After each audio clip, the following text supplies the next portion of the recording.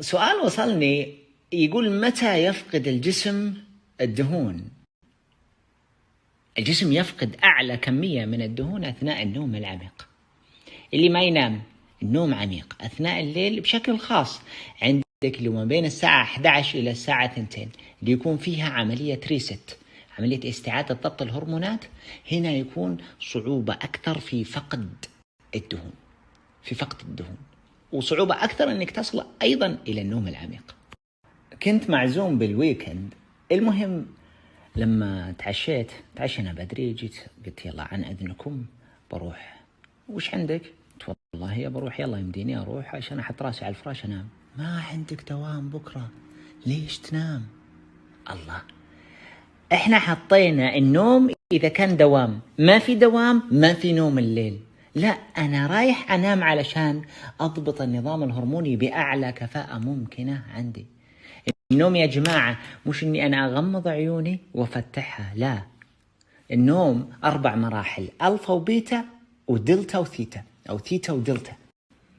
الثيتا والدلتا هذا هو النوم العميق اللي هو رقم 3 ورقم 4.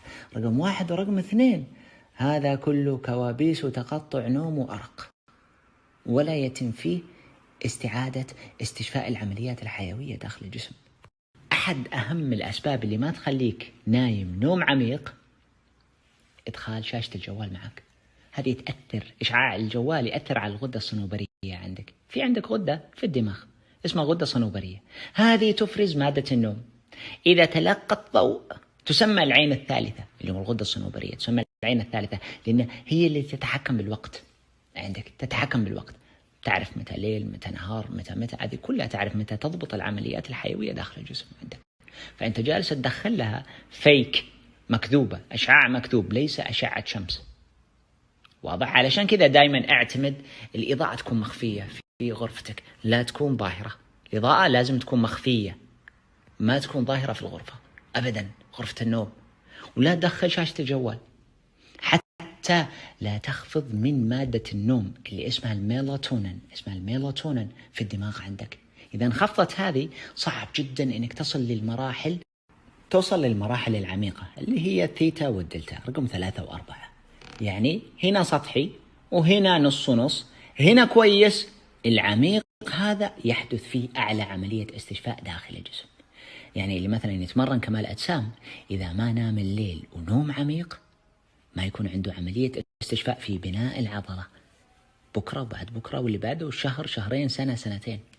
أكثر فائدة لي اللي هو بناء كمال الأجسام، اللي هو لكمال الأجسام ولاعبي كمال الأجسام، النوم العميق أثناء الليل، لأنه هو اللي يصير فيه ريكفري، يصير فيه استشفاء عالي للجسم وللعمليات الحيوية. أعلى شيء في فقد الدهون أثناء النوم العميق في الليل، أيضا أثناء النوم العميق في الليل. القهوة أحد الأسباب اللي تخلي الشخص مضطرب في النوم. طبعا التراكمات، يعني إذا فكيت القهوة وما رجعت تنام بسرعة ما يعني أن الجسم افتك أو تم التعديل الهرموني بشكل مباشر. ممكن تحتاج إلى 4 شهور 5 شهور عشان تفتك من الإدمان الموجود على القهوة أو من تأثير القهوة على الجسم بالنسبة عندك. يعني قبل لا تتمرن وتغير أكلك عدل نومك، هنا راح تخسر سمنتك وتتحسن صحتك. صدقوني بدون النوم ستنخفض كفاءة الأدوية بشكل كامل، لا المكملات الغذائية ولا الأدوية الطبية ولا أي شيء، راح تنخفض كفاءتها في إحداث العلاج اللازم، لأنه النوم يحدث عملية استشفاء كاملة عند الشخص.